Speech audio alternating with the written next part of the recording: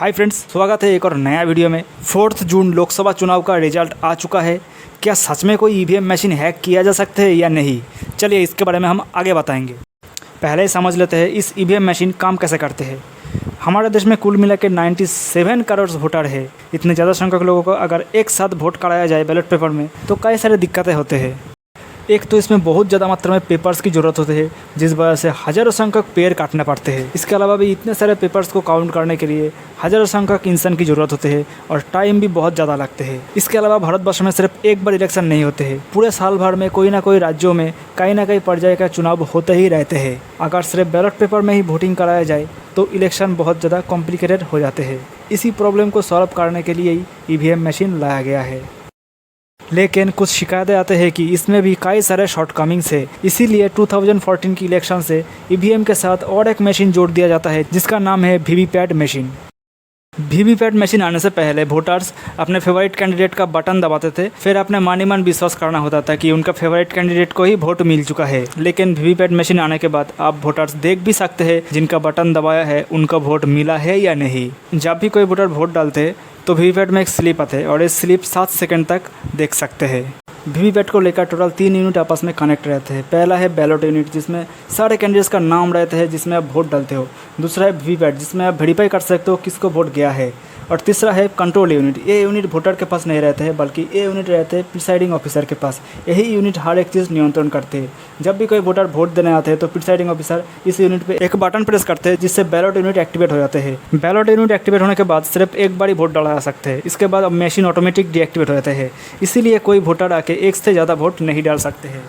EVM में सिर्फ ये तीनों मशीन एक दूसरे के साथ कनेक्ट हो सकते हैं। इसमें ना ही कोई ब्लूटूथ होते हैं, ना ही इसमें कोई वाईफाई होते हैं और ना ही कोई इसमें अलग से यूएसबी केबल लग सकते हैं और ना ही इसमें किसी तरह के कोई फ्रीक्वेंसी रिसीवर होते हैं। और इसमें जो केबल भी लगते हैं वो भी अलग तरह का होते हैं ताकि इससे हैक ना करा जाए। पहले की ईवीएम मशीन में सिर्फ 16 कैंडिडेट्स का कैपेसिटी होता है। इससे भी ज़्यादा कैंडिडेट रहते हैं तो उस सिचुएशन पे एक और ईवीएम ऐड किया जाता है। ऑस्ट्रेलिया में अगर आप वोटिंग के लिए एलिजिबल हो फिर भी आपने वोट देने नहीं गया तो आपको 1000 रुपया का जुर्माना देना पड़ेगा।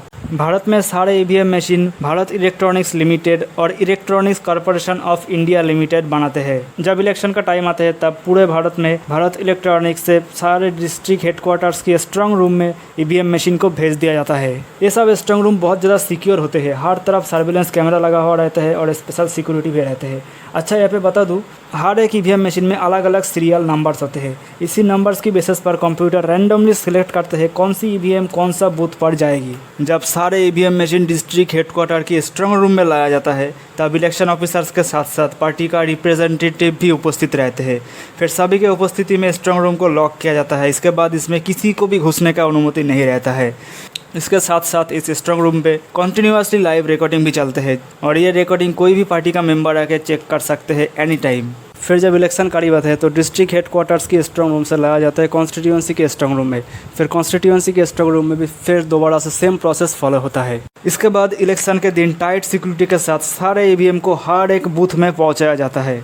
हर एक ईवीएम की सीरियल नंबर के साथ पर्टिकुलरली वोटिंग असाइन किया हुआ रहते हैं। फिर प्रिसाइडिंग ऑफिसर और हर एक पार्टी का मेंबर आके चेक करते हैं। अगर सीरियल नंबर और वोटिंग असाइन के साथ कोई भी मिसमैच रहते हैं तो वोटिंग वहीं पे ही रोक दिया जाता है। और अगर सब कुछ सही रहते हैं तो पार्टी का बूथ मेंबर्स को बुलाया जाता है टेस्टिंग के लिए। इसके बाद ये लोग आके अपने अपने कैंडिडेट को वोट डालते हैं। फिर टेस्टिंग में प्रिसाइडिंग ऑफिसर और पार्टी का रिप्रेजेंटेटिव अगर सेटिस्फाइड रहते हैं तो ही ये लोग सिग्नेचर करते हैं। इसके बाद ही चालू होता है वोटिंग प्रोसेस। अब इतने सारे प्रोसेस के बाद भी क्या सच में ईवीएम को हैक किया जा सकता है? इसके आंसर आप कमेंट में जरूर दे सकते हो। बाकी वीडियो अगर अच्छा लगता है तो एक लाइक करके हमारा चैनल को सब्सक्राइब जरूर कर दीजिएगा। बाकी मैं मिलूंगा आपसे नेक्स्ट वीडियो में, तब तक बाय।